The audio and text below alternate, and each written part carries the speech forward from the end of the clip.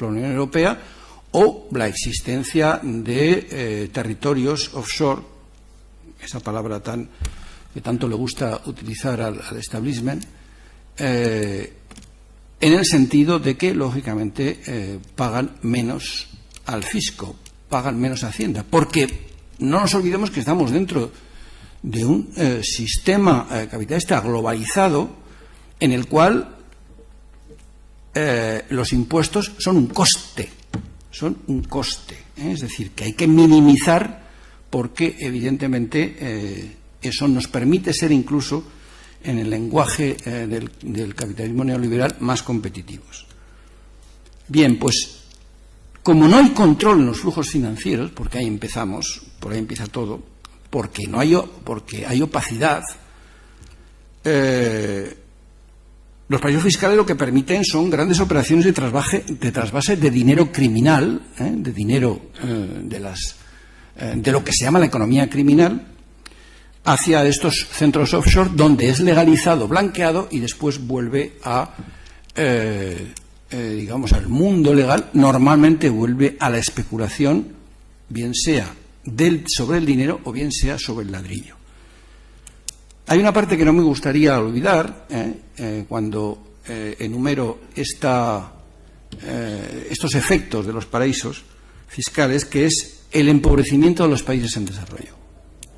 Países en desarrollo es un eufemismo, se llaman países empobrecidos. La historia que conocemos hoy es la historia de los países que se han enriquecido y los países que se han empobrecido justamente en esa dinámica. Pues bien, ahí sí que hay cálculos de que entre 50 y 100 mil millones de dólares anuales son los que escapan de las haciendas de los países pobres. Porque, evidentemente, los países empobrecidos, porque sus élites, la banca y las grandes empresas, los extraen. El caso más paradigmático ha sido, por ejemplo, Angola. Angola es un país con gran riqueza petrolífera, de petróleo, y que en manos básicamente de grandes empresas transnacionales del petróleo que, digamos, han sacado vía paraísos fiscales lo que la hacienda angoleña tendría que haberse quedado en cuanto a ya unas tasas y unos impuestos que eran bajos en función de los royalties y demás regalías.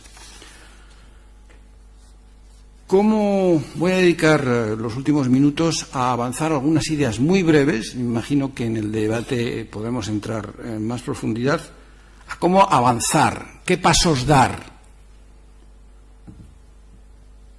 Yo, cuando decía que hay que tener utopías y que la erradicación de los paraísos fiscales es una utopía, que tenemos que aceptar y tenemos que ir hacia ella, pero para ir hacia ella hay que dar pasos. Yo pienso que los únicos pasos posibles en este mundo es la presión social. Y vivimos en un mundo en el cual las decisiones políticas se toman de una manera, si hay presión social en la calle y en determinados espacios donde se ejerce esa presión social, que si no hay esa presión social. Pues bien, ahora mismo, dentro de unos meses, en Cannes se va a reunir el G20. El tema de la transparencia, el tema de los, digamos, del secreto bancario, el tema de los paraísos fiscales, en definitiva, está en la agenda. Es necesario ejercer una enorme presión social para que en este foro, en este espacio, se tomen acuerdos de carácter multilateral para que después sean desarrollados por organismos internacionales como puede ser Naciones Unidas o como puede ser la OCDE. Y esos pasos y esos acuerdos se refieren a medidas concretas. La ciudadanía tiene que conocer esas medidas, tiene que conocer que existen cosas concretas que exigir. La primera, desde luego, es sin duda el secreto bancario. Tenemos que cargarnos el secreto bancario. Es decir, va a costar, pero hay que conseguirlo. Secreto bancario es en lo que se escudan, por ejemplo, países como Suiza y algunos otros para decir que, evidentemente, ellos han hecho un contrato con sus depositantes en su banca y que eso no se puede eliminar así como así.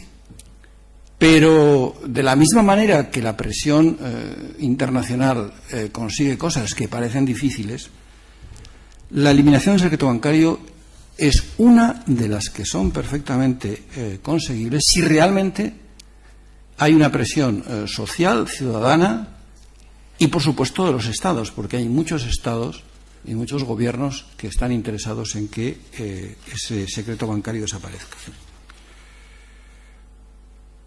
Pero hay que hablar también de cosas que no tienen que ver con el G20, que tienen que ver más con nuestros pagos, con nuestros lares, ¿no? O sea, en España tenemos una inspección fiscal muy deficiente. Cualquier inspector fiscal que se le pregunta te dirá que no hay medios aquí para hacer inspección fiscal, y mientras no reforcemos la inspección fiscal no acabará el fraude fiscal y tampoco se podrá meter estos palos en las ruedas de los paraísos fiscales. Hay que empezar la presión fiscal por las grandes empresas. Hay trabajos que nos dicen que un porcentaje muy alto, más del 80% de las empresas del IBEX 35 tienen filiales en paraísos fiscales. Sigamos con las grandes fortunas. El escándalo de los ICAF es algo que puede ser una utopía cercana, en el sentido de que es posible acabar con ellas si realmente hubiera suficiente presión fiscal. Pero hay una medida que ATAC la tiene planteada desde hace ya 7 años. Recuerdo que introducimos una carta en el Ministerio con una medida muy concreta. Esa medida constantemente exigía una reforma legislativa para negar el reconocimiento jurídico ante el ordenamiento español de las sociedades mercantiles y entidades financieras registradas en los paraísos fiscales. Es tan sencillo como eso. Es decir, que si tú a unas sociedades mercantiles y entidades financieras que están registradas en los paraísos fiscales les niegas el reconocimiento jurídico en el ordenamiento español, en ese momento, por ejemplo, quedan excluidas de participar en la contratación pública. Y no nos olvidemos que la contratación del Estado tiene una importancia dentro del mundo de las empresas de gran importancia, y por supuesto tendrían que quedar al margen de cualquier exención fiscal, subvención o ayuda pública. Esto es algo que yo creo que la ciudadanía lo tendría que tener claro y a cada momento exigirlo. Voy terminando. Hay una reivindicación que está un poco en la cabecera de muchas organizaciones que estamos trabajando en el tema de los paraísos fiscales. Por ejemplo, hace poco, se ha creado una plataforma mundial de paraísos fiscales no, se llama así. Si queréis poner en un buscador paraísos fiscales no .org y veréis, o sea, la cantidad de organizaciones de todo el mundo que estamos ahí dentro, ¿no? Y una de las medidas que están, digamos, siempre en los primeros lugares de estas reivindicaciones es lo que se llama la necesidad de que las transnacionales realicen un informe anual país por país, country to country, que es lo que un poco dice, si una transnacional está operando en 8 países, lo que se trata es de que haga un informe por cada país donde está operando para que detalle cuáles son sus resultados financieros, es decir, sus compras, sus ventas, sus costes, cuáles son sus beneficios dentro de ese país, qué impuestos ha realizado, etcétera. Es decir, aquí hay todo un paquete en el cual, claro, evidentemente las transnacionales se resisten como gato panza arriba, pero ahí está el tema, es uno de los elementos y una de las propuestas que son importantes. Hay más, las menciono. Requerir la identidad de los clientes con cuentas en bancos con filiales offshore. Es decir, sencillamente, hoy no lo conocemos. No conocemos cuál es la identidad de la gente que tiene cuentas en bancos que está domiciliado en un paraíso fiscal. Es necesario, es importante exigir, conocer quiénes son esas personas. Nos llevaríamos a dar muchas sorpresas. Y esto, por ejemplo, es algo que puede ir al G20. Esto es perfectamente algo que el G20 puede, en su reunión de noviembre, si efectivamente existe la suficiente presión social y de los Estados, llegar. Otras dos medidas muy concretas: la cláusula de intercambio automático de información, otra de los temas que están en boca de muchos especialistas de estos temas y que realmente supondría que los Estados y las justicias, es decir, porque claro, una cosa están las haciendas y otra cosa es el aparato, digamos, judicial que persigue el crimen, que persigue el delito, tendría mucho que ganar. Y luego, el último, y con esto termino, el tema sangrante de Suiza.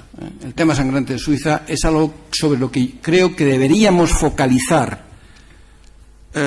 y aprovechar el G20, por ejemplo, para que combinar a Suiza a que colabore con la justicia y con las administraciones tributarias en casos muy concretos. Está el caso de la UBS, de la Unión de Bancos Suizos, está el caso del Credit Suisse y está el caso de la filial suiza del HSBC. Y aquí hay que forzar a que, si no es el G20, sí la Unión Europea, cree una verdadera lista negra de estados no cooperantes, una lista negra en definitiva de paraísos fiscales. En relación con Suiza también mencionar que hace bien poco Reino Unido y Alemania han realizado un acuerdo con Suiza porque necesitaban el dinero, y entonces el acuerdo ha consistido en decir, bueno, no me deis los nombres, que sigan en el anonimato la gente alemana y británica que tiene cuentas en los paraísos fiscales, no me digáis quién es, pero que paguen por lo menos lo que deben a las haciendas. Este acuerdo realmente es un acuerdo que debe ser revocado, es decir, este tipo de acuerdos un poquito egoístas de país con Suiza para por lo menos pillar el dinero, sin acabar realmente con la inmoralidad que supone la opacidad y la escasa transparencia, es algo que os da también una pista sobre este tipo de medidas que existen y que están ahí y que deben ser, por así decirlo, conocidas por la ciudadanía para mejor presionar y acabar con una de las lacras más dañinas, porque realmente en estos momentos todo está relacionado, es decir, los estados tienen que endeudarse porque, entre otras cosas, no hay una banca pública, porque no hay una financiación pública, tienen que endeudarse con la banca privada, creándose problemas de déficit y de deuda, cuando en realidad, si realmente le metieran mano al pastel del fraude fiscal, muchos de los problemas que hoy conocemos no existirían o tendrían una mínima importancia. Muchas gracias. Muchas gracias, Ricardo. Bueno, yo a veces había pensado en hacer los actos como una especie de club de la comedia y luego al final decir que es verdad, porque esta historia de la firma de Alemania, la verdad es que produce risa, ¿verdad?